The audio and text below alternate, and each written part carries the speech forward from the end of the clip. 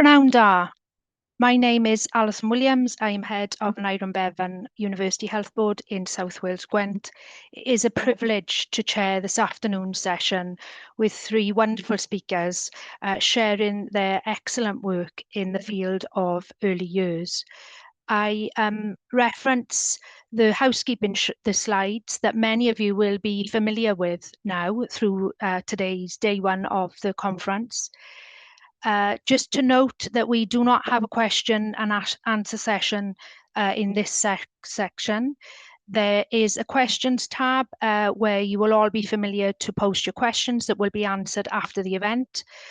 The chat tab for comments and feedback, and just a note to always be kind and respectful. All sessions will be recorded and you will all be awaiting the secret code to help you with your points through today's session.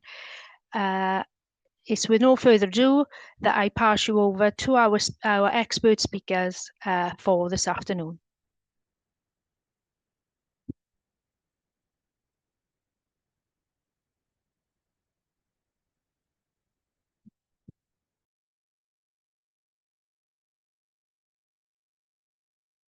Good afternoon, everyone. I hope you can hear me. It's a pleasure to be with you here this afternoon. My name is Shauna Kerr. I'm the lead speech and language therapist in the Sure Start team here in Belfast. And I'm going to give you a brief overview of the resource we have created here called Connect With Me. There was a very large team effort behind the project, and I'm delighted to be presenting on all of their behalf. In fact, here's a few of us. We have some members of the team at the Advancing Healthcare Awards Northern Ireland, where the project was a finalist in the Partnership Working in Public Health category. But also a shout out to the entire team at East Belfast. Sure Start, we couldn't fit you all in the picture.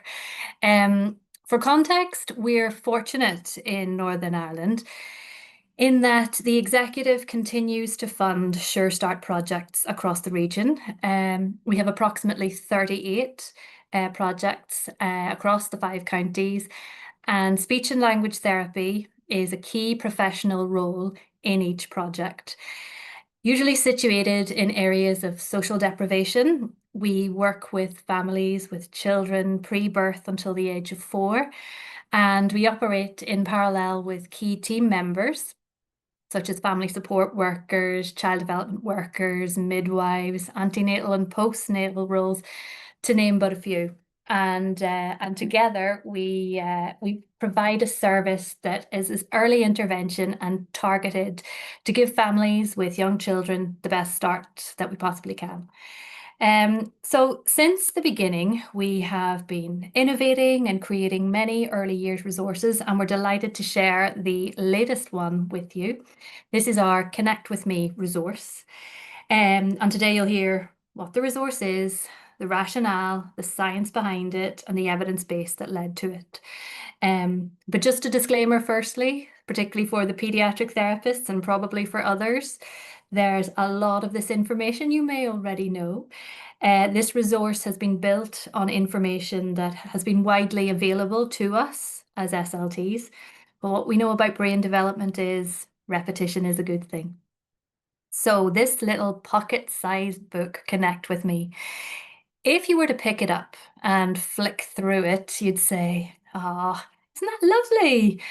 Beautiful babies, beautiful colors. Isn't that really gorgeous?" And you'd be right. It absolutely is. But we had a much more profound goal in mind than just creating a pretty book.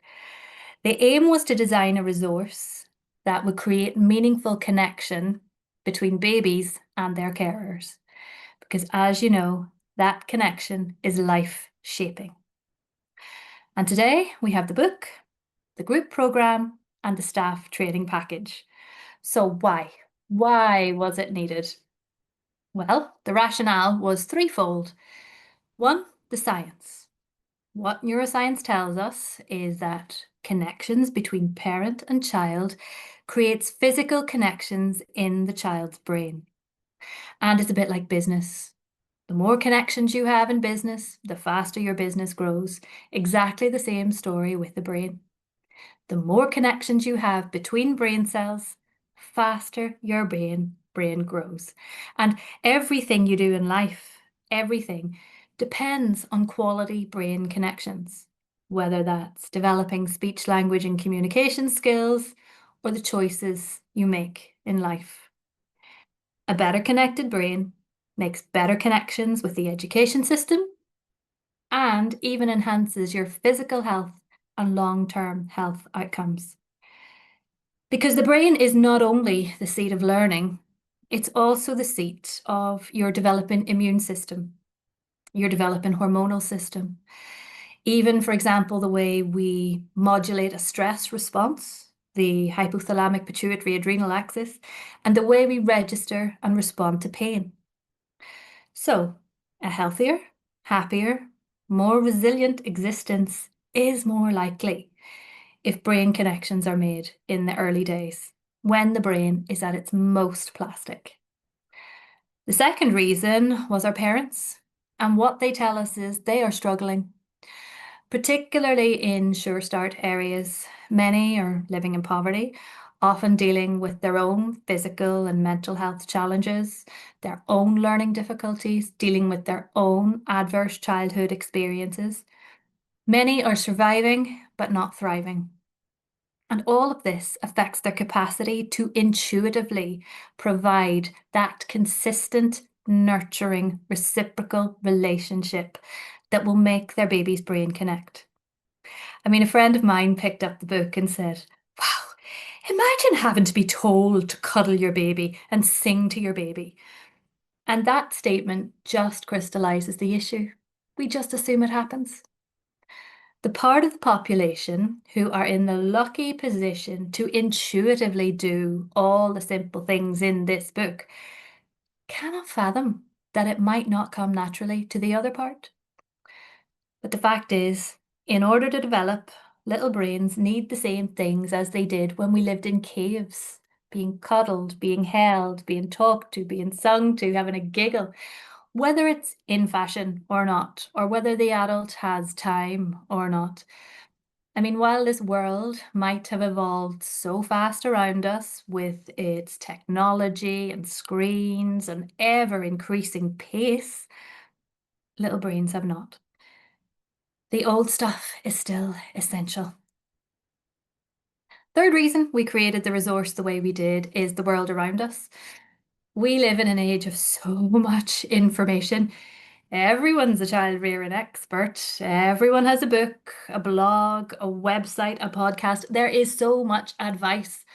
It's incapacitating and it's overwhelming, particularly as a parent if your own resources are a bit low. So we needed to create a resource that would cut through the haze with laser-like precision, that would give the simple, specific information, but crucially make it flexible to meet every person's needs. And we needed to create this resource now. Because it won't come as a shock to anyone when I say we're in a bit of a public health crisis. I mean, as adults, we're sicker than we've ever been. And with children, for the relatively small population that lives in Northern Ireland, just shy of 2 million, we have 70,000 children identified as having special educational needs, 29,000 of those warranting a statement of special educational needs. So lack of connections in brains affects us all. So we have to act. And even if you don't feel we have a moral obligation to act, we certainly have an economic one.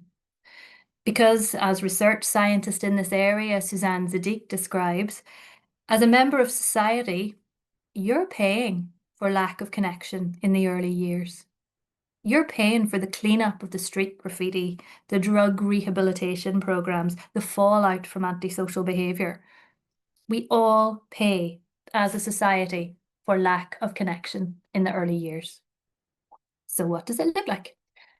As I said, we've got a book, program, and a staff training package.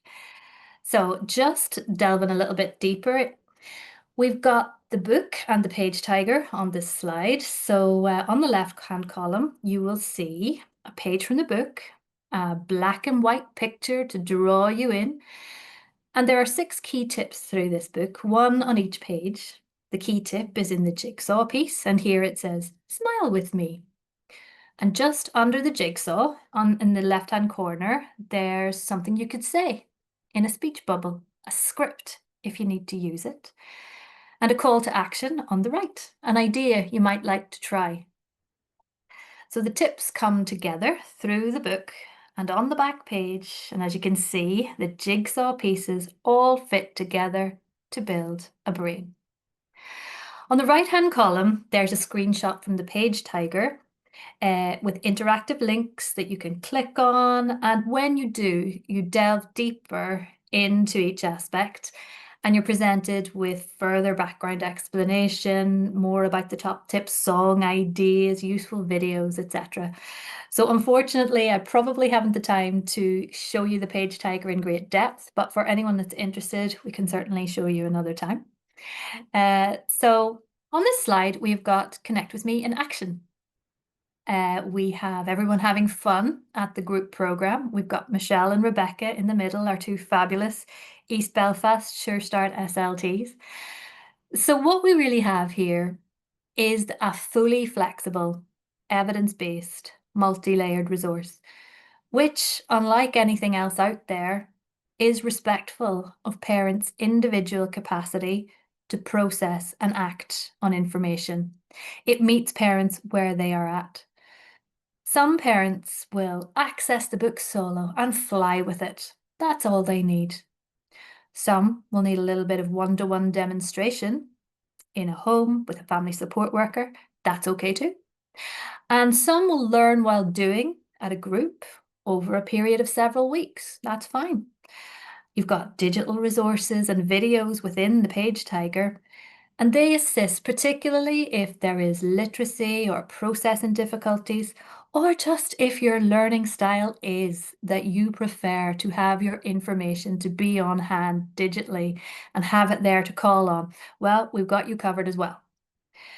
And also the language chosen for the book is deliberately simple, which is particularly helpful for parents who have English as an additional language.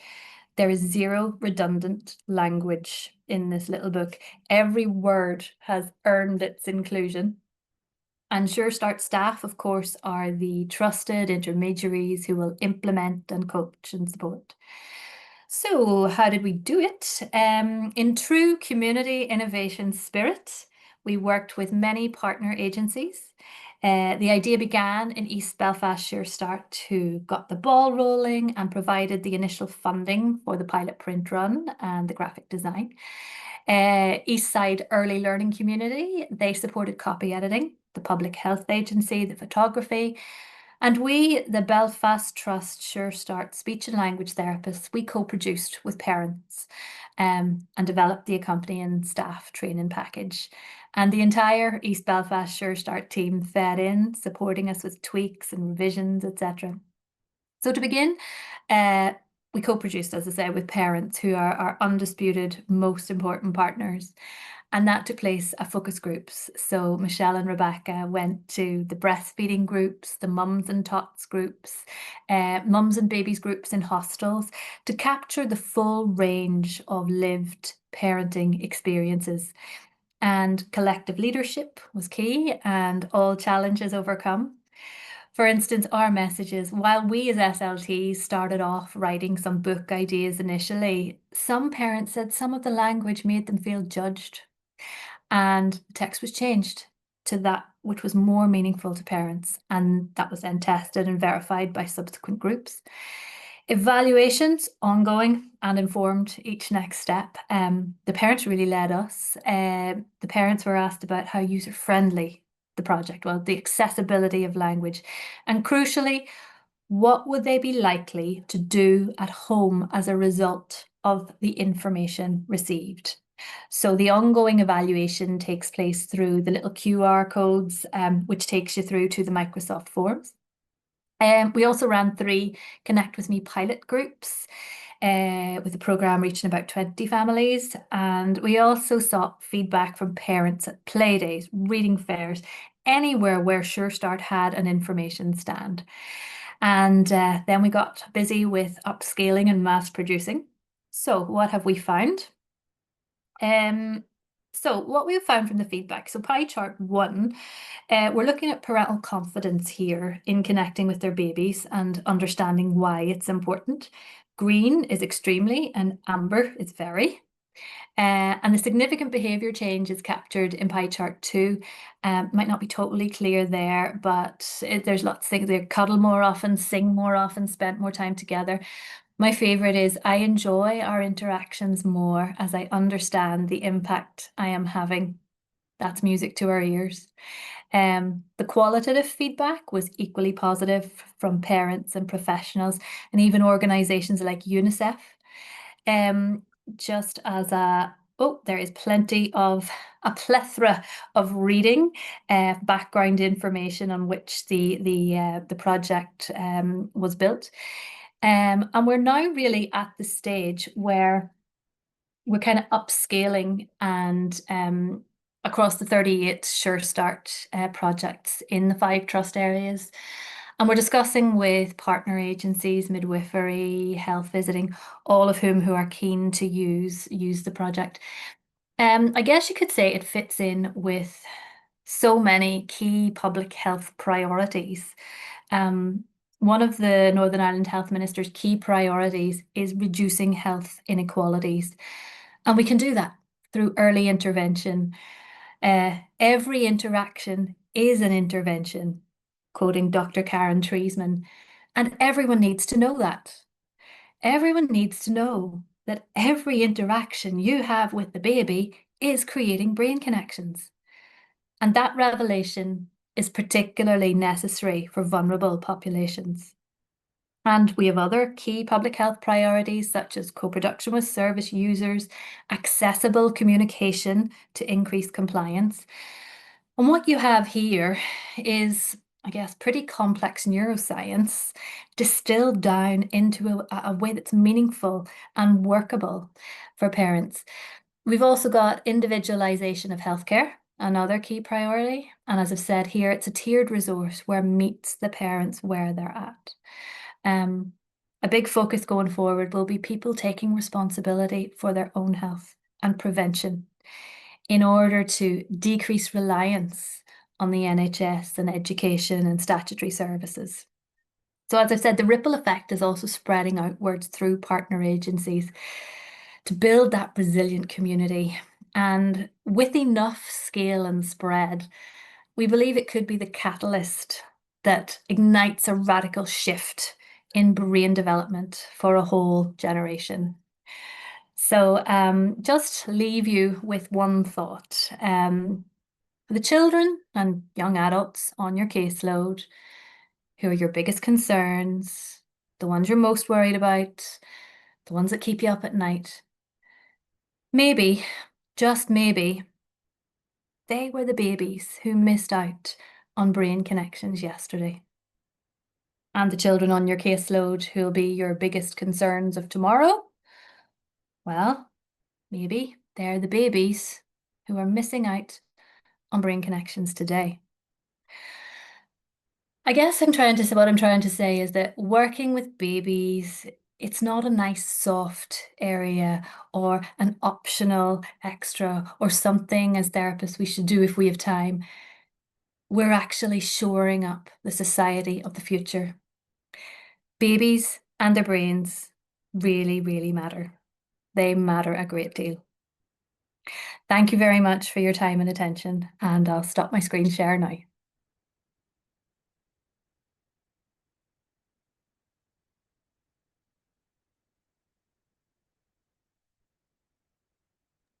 Thank you. What a powerful presentation. We'll move on to Vicky.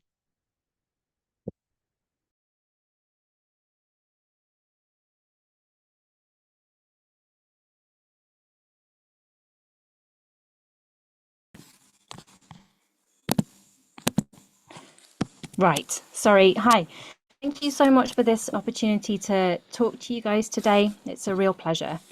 So my name's Vic Noland. I'm a lecturer in speech and language sciences at Newcastle University, and I also work clinically as a speech and language therapist in the paediatric community team in York. I'm going to talk to you today about some work that I've been doing with a student of mine at Newcastle, so Polly Waters, on the Early Years Signs Survey. So I'll be thinking about outcomes and implications of this work. Okay, so what problem? Well, anecdotally, and I'm sure this is something that a lot of you have seen, educational settings across the UK are increasingly, or at least commonly, using sign as part of their communication with children. And when I say sign, I mean co-speech manual sign. So using manual sign alongside oral language with the children in their care. For example, using Makaton, using Page Gorman, using Sign Along, or using sign supported English. However, the evidence base for the use of co-speech manual sign has hardly changed in years. For example, this is a PubMed search just for the word Makaton, and you can see that there have been, I think, 15 publications since 1977. So that's really interesting to see the potential extent of this gap between what's happening in practice and what's happening in the literature. So it's not at all unreasonable to hypothesize that there might be a benefit to using co-speech manual sign alongside oral language with young children, not least because co-speech sign is very similar to co-speech gesture. And we know that gesture naturally develops alongside oral language. So there's a pretty good evidence base looking at specifically didactic gesture. So that's pointing. For example, 1-year-olds who use more didactic gesture go on to develop larger verbal vocabularies through to school age. And the age of the first supplementary speech gesture combinations that children produce predicts the age at which they use 2-word combinations. So for example, if a child points at a sleeping cat and says sleep, that child will then go on to produce a combination like cat sleeping quite soon afterwards. So in terms of that didactic gesture, we have a pretty solid evidence base. However, the developmental relevance of iconic gesture is much less clear. And by iconic gesture, I mean gesture where there's a relationship between the form of the gesture and the referent that it's referring to. An iconic gesture is much closer on the whole to sign systems, to co-speech sign. So for example, in 2014, a meta-analysis showed that baby sign neither supports nor inhibits the oral language development of typically developing infants. However, sign has been picked up as an active ingredient in BEST therapy, so in building early sentences therapy, for productive language, for supporting productive language in 3 to 4-year-olds with low language. So it's not that there's no evidence base here, it's just that it's much sparser than it is for didactic gesture, and not always consistent either. Okay. We think that early years settings are really, really crucial in this narrative, quite simply because young children spend a lot of time in them. And we need to know what within early years settings is supportive of oral language and also what inhibits the development of oral language. And currently, we don't know anything about sign usage in early years settings. So the Early Years Sign Survey asks how widespread is the use of co-speech manual sign in early years settings in the UK. It asks who is using sign within those settings and who are they using sign with. And further, what are practitioners' views regarding the value and effectiveness of sign in these settings? So we used Qualtrics to send out a survey to early year settings across the UK. We asked practitioners 54 questions, some of them closed to establish context and practice, and some of them open questions where practitioners could tell us their thoughts about things. So we had 466 responses from early years practitioners. And what we found was that 79% of those respondents reported using sign with the children in their setting.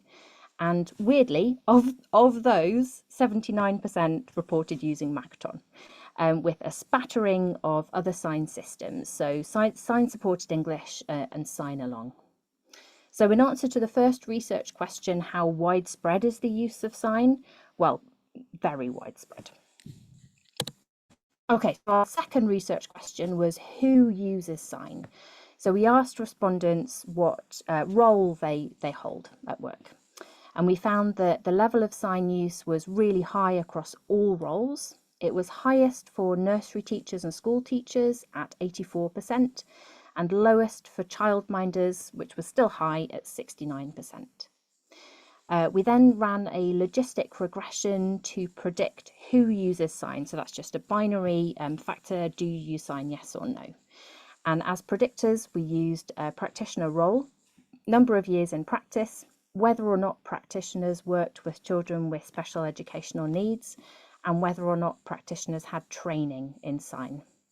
And we found that those last two factors, so whether or not practitioners work with SEN children and whether they have training, predicted whether they use sign or not.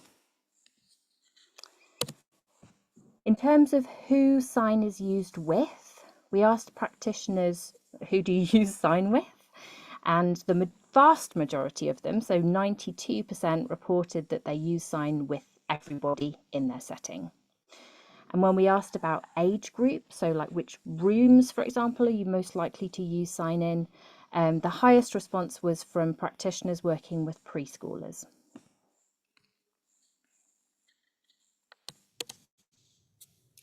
We then went on to ask practitioners some closed questions about the potential benefits of using sign before asking them to tell us about their perceived benefits and drawbacks to using sign more generally. So we asked, do you think that using co-speech sign has a positive impact on children's spoken language? And does it have a positive impact on children's understanding? So you can see in green here, the vast majority of practitioners reported that they think the use of co-speech sign has a positive impact on children's language, and that was particularly strong in terms of children's understanding of language. So we just gave them a text box and told us, tell us about the benefits of using sign and also tell us about any potential drawbacks. So we then did a content analysis with all of those responses in one, and we found 6 themes that came out of that. So the most common theme was about signs supporting language and communication. So that was accounted for over 30% of responses. And this was about children's use of language, but also children's understanding. So for example, when the children can sign back to you, even if their words are not yet clear, they can be better understood. And children understand what is being asked, even if they mishear or struggle with processing language. Another theme that emerged in relation to language and communication was that co-speech sign supports communication specifically for certain groups of children. And the groups that came out of this were children with English as an additional language, children with additional educational needs, pre-verbal children, and children who were non-speaking or minimally speaking. For example, children with EAL pick up on the signs, which appears to support their understanding of their new language. And yes, it has helped minimally verbal children to communicate their needs and reduced frustration. We were really interested to see that around 20% of responses talked about the social emotional benefits of sign. And here practitioners talked particularly about sign giving children a voice. So for example, sign gives children a voice when they aren't able to express themselves verbally, and sign helps them feel part of a group. There were some drawbacks discussed. So a small percentage of practitioners talked about sign not having the anticipated impact that they thought they'd see. For example, the children we really want to engage with have trouble making eye contact with us. And I've had some parents mention that they're concerned their children may be using sign instead of talking, even if they have the ability to speak. And that's also something that a few practitioners brought out as being a concern of their own as well. And then finally, practitioners talked about the barriers to using sign effectively in educational settings, even if they thought it was a good thing to be doing. And this really came down to consistency. So consistency across practitioners and also consistency over time. So we haven't had formal training as it's expensive and everyone needs to use it, otherwise it gets forgotten. So in terms of conclusions, I think there are definite limitations to this survey. It's very likely that there's a substantial self-selection bias here. You're more likely to answer a question about manual signing in the early years if you use it, I suspect. And obviously this is just a snapshot. So this was data from the autumn term of 2024. There's lots of things that we don't know. So we don't know if co-speech sign supports children's language, or at least we don't have the research evidence for it. And we don't know who it's appropriate to recommend sign for in early years settings. And that's not to say that it doesn't benefit or that it's not appropriate, but just that we currently do have this gap between research and practice. What we do know is that sign seems to be widely used in early years settings in the UK, and that practitioners see a huge value in it. And finally, that there's a lot of outstanding research questions to answer. That's the references from my slides.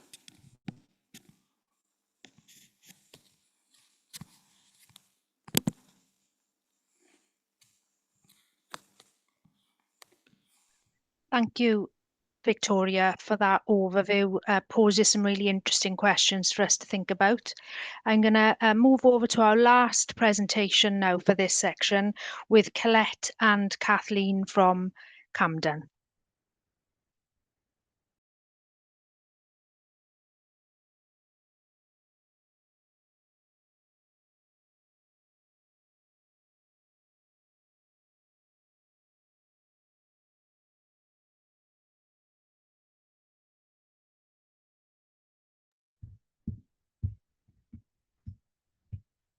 Hello.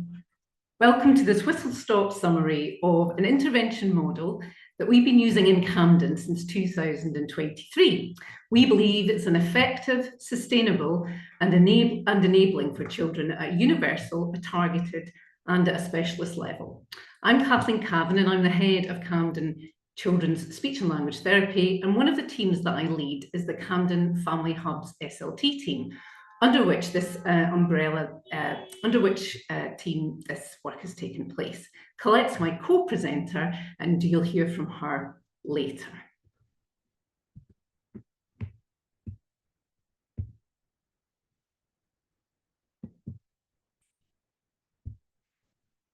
Okay, so we appreciate that some of you are working in areas that are very different to ours. So we wanted to provide a bit of context about Camden, which will hopefully help illuminate our particular issues and explain our approach. Our area is socially diverse, with 40% of children living in poverty. We are also really linguistically diverse, with hundreds of languages spoken in the borough.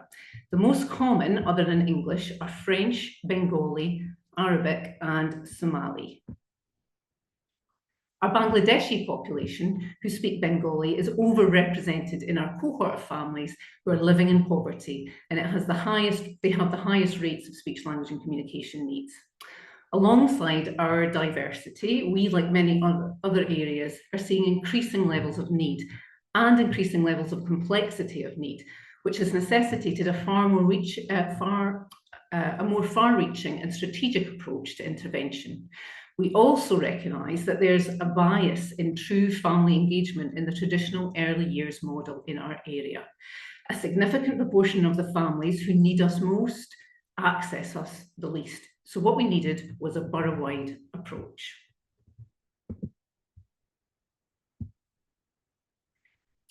Camden Kids Talk, or CKT as we call it, our initiative that's aimed to improve communication and well-being of all our Camden families.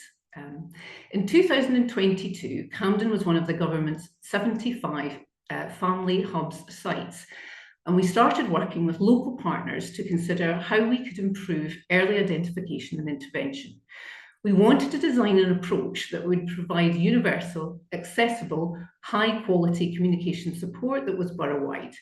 At a strategic level, we used the EIF matrix as a starting point for these conversations. On the ground, we were keen to utilise our existing under-5s workforce, who came with a wealth of different knowledge and experience to our own, and we really wanted to capitalise on their links with the local community. We know that behaviour change can be heavily dependent on the relationship that an individual has with the person who's trying to inspire them or to make that change.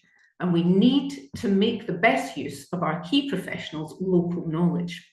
We also wanted to tap into those parent-carer relationships that have been built over time and are often bolstered by shared social, language, and cultural knowledge and experiences.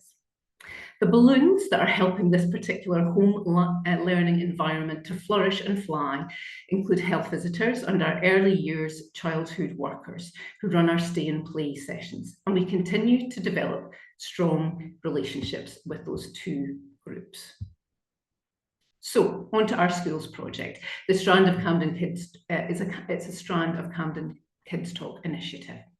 This began in 2023 and it continues up till now.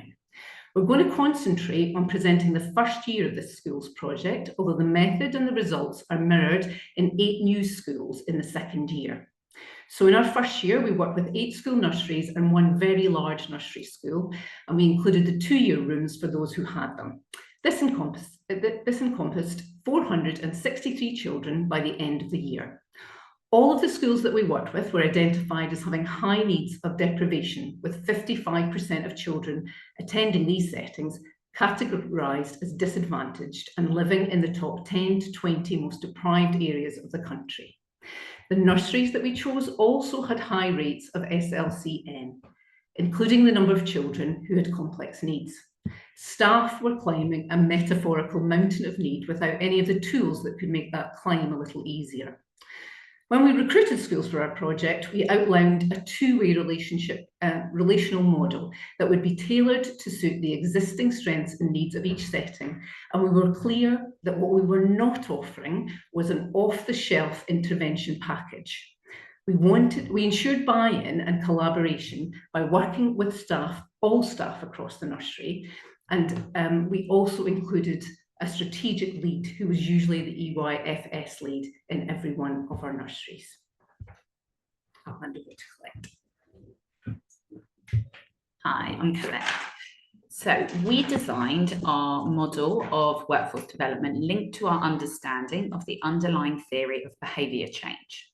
Across CKT, the COM-B model outlined here is the theoretical framework we keep in mind when working with other professionals, as well as parents and carers, and even the preschoolers themselves. You may be familiar with this model. We've found this key when considering effective delivery design, but also when we have come across challenges in establishing change within our different work streams. We believe the COM-B model can support lasting change across early years settings. This is by addressing the underlying factors that shape staff behaviour. For example, in our schools project, we address capability with early years staff by offering inset and bespoke trainings.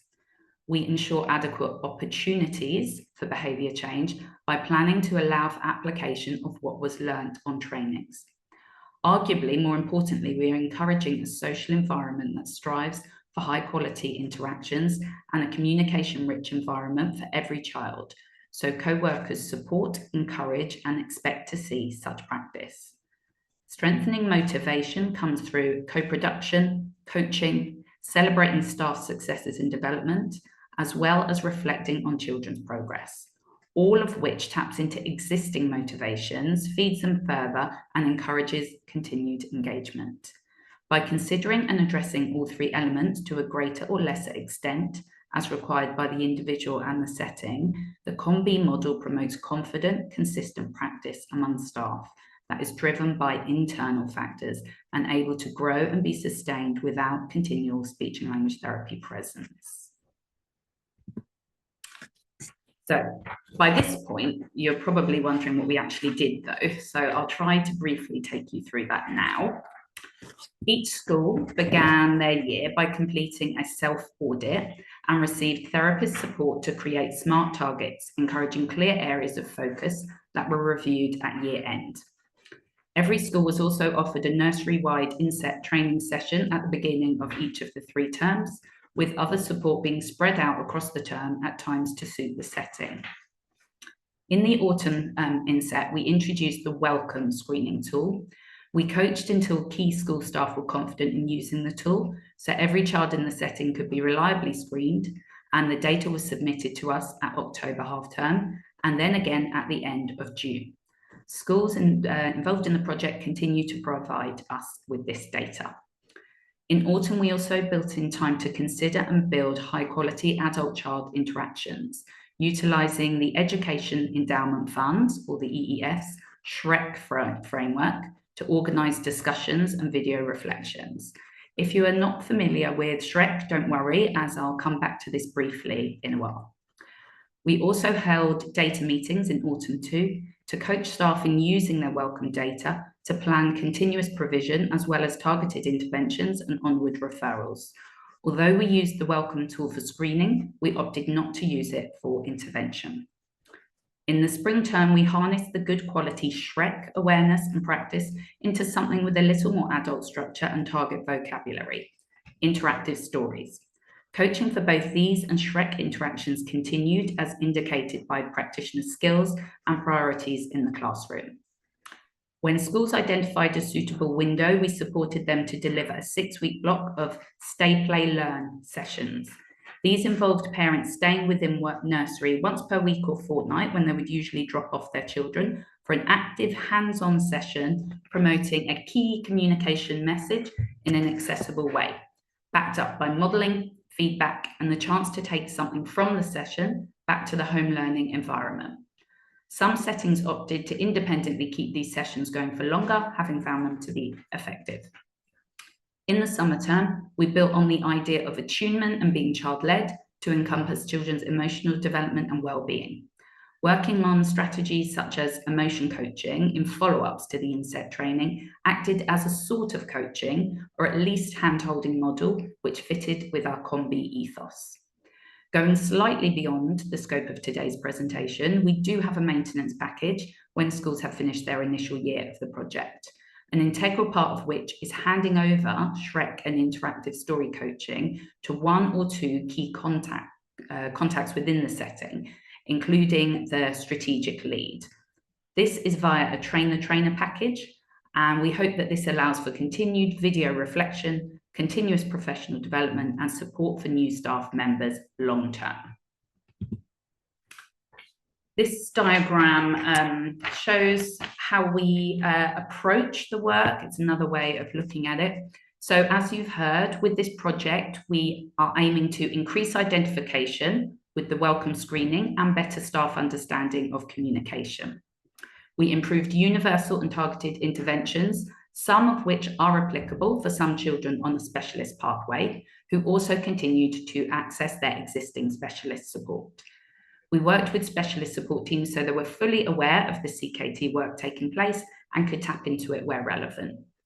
We also worked directly with families and through nursery staff to increase parental engagement and affect change in the all-important home learning environment.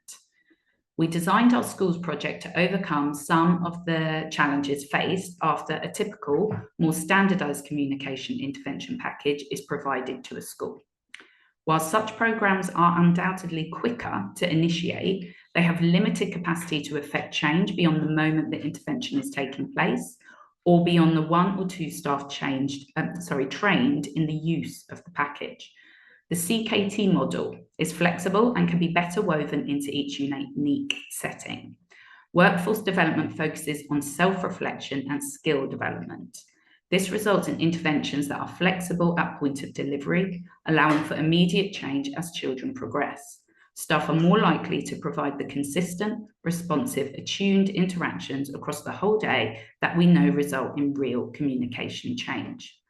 The model is respectful of existing staff knowledge and skills, encouraging collaborative dialogue and joint working. Development includes the whole staff group, allowing for more systematic change and reducing the risk of skill loss with staff turnover.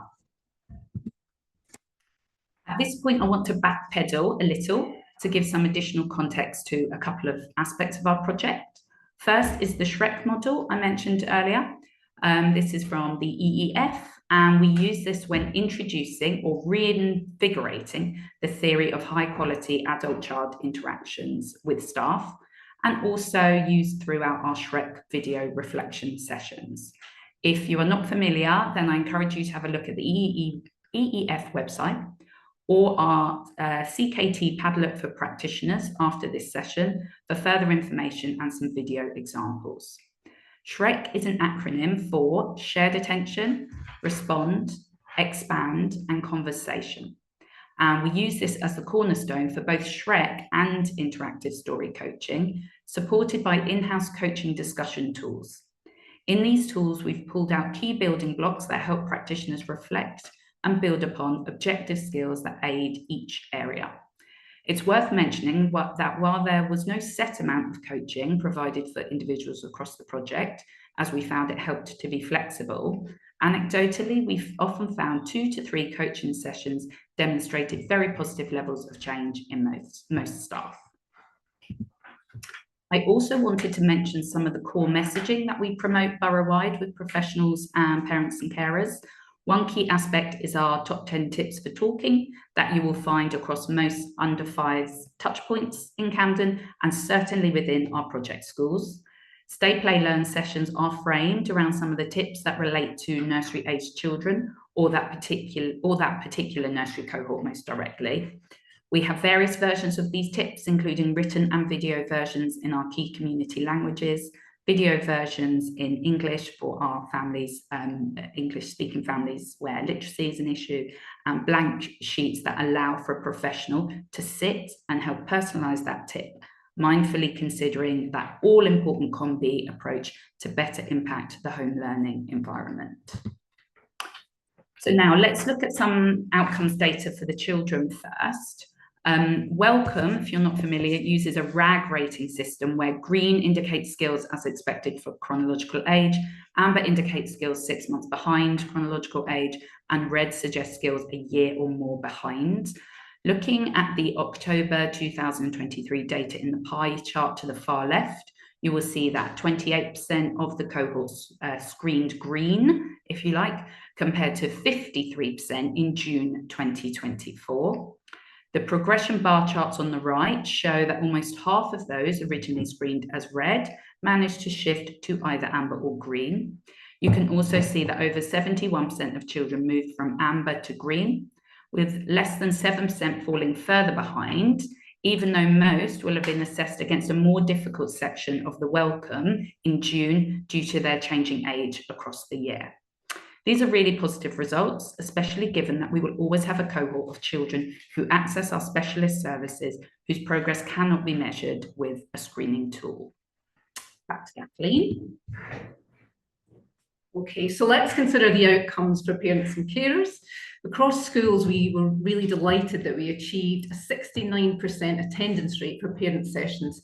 We worked together with nursery staff to utilise those relationships that were already forged, and we made the most of our SLT bilingual co-worker who speaks Bengali, as well as other multilingual school staff members, and we gathered lots of positive feedback from staff and parents. So the therapists working on the project were really enthused by the changes that were being made and maintained and enhanced between visits. But what about the staff? So we collected some anonymous questionnaires at the end of the year, and they show that 91% of those responding reported that Shrek training was having a highly significant impact on staff interactions with children. The comments on the screen are just a couple of the really positive comments that we got about the interventions. We were particularly pleased to see that the co-regulation strategies that we support in Term 3 showed a reported change in behaviour. That's the behaviour of the staff. This study demonstrates that early year staff, when supported through strategic collaboration, training and reflective coaching, can deliver impactful communication interventions with nurseries. While some staff initially expressed apprehension around the use of video reflection, post-project feedback recognised it as a really crucial driver of meaningful change. And we'd encourage SLT teams across the country to consider coaching and videos as a core part of the early years service. So what next? At the end of the first year, when we proposed that we would build internal capacity within schools, that was well received, and we offered a scalable and inclusive model to meet the rising needs of the SLCN population. We've expanded the project to further schools with similar demographics, and all schools across the settings that we've worked in have brought elements of the screening, the intervention and the ethos of the project, at least into reception and sometimes more widely across their school. In our data meetings, we've been able to consider the sort of wider offer for those families where they need a bit of broader support. We've linked these families with the Family Hub's offer, for example, by organising in-house parenting programmes delivered by our parent support team. And we've also piloted a series of multi-agency school-ready sessions this summer, which had really positive engagement and outcomes, and that's going to be widened. Our welcome data has also shown that our Bangladeshi and our Black African children are far more likely to screen red than their white British counterparts. Thus, we have a clear necessity to work to improve our community understanding and outreach for at-risk ethnic groups, and we require even more targeted and early support for those groups, which we have to make accessible, motivating and meaningful. If we look at the influential factors that have contributed to our success in Camden Kids Talk more widely, and that support the effectiveness of our schools work, we'd summarise them thus. An integrated multi-agency working, including work with our specialist pathways. It was really important to us that this didn't sit on its own as an initiative, but it's integrated into the Borough Send plan, and the joined up thinking continues. We needed strategic investment and targeted funding, and one benefit of this has been the development of a clear communication strategy and pathway in Camden for the 0 to 5-year-olds. We also relied on strong infrastructure and systems, for example, around data sharing with our local authority counterparts, and induction expectations for key teams that were linked to a borough-wide universal communication training offer for the whole of the under 5s workforce that really supported a unified voice. So we hope we've gotten across some of our key themes, and that's all from us. Thank you. Diolch yn fawr to our three presentations and all our presenters for this afternoon's session. What a wonderful overview of the importance and role of speech and language therapy in the early years. We know the evidence around the impact that has on long-term outcomes, and that was clearly cited by James in his James Benson, that was our keynote speaker this morning, around the role of speech and language therapy for prevention and early intervention. Thank you all. Some great resources that people can reach out to colleagues and share, and thank you for your time and your expertise this afternoon, and enjoy the rest of the conference. You will see on the screen your secret code. Please get your pens at the ready and write that down to earn those points in day one of the RCSLT conference. Thank you all, and thank you for your time.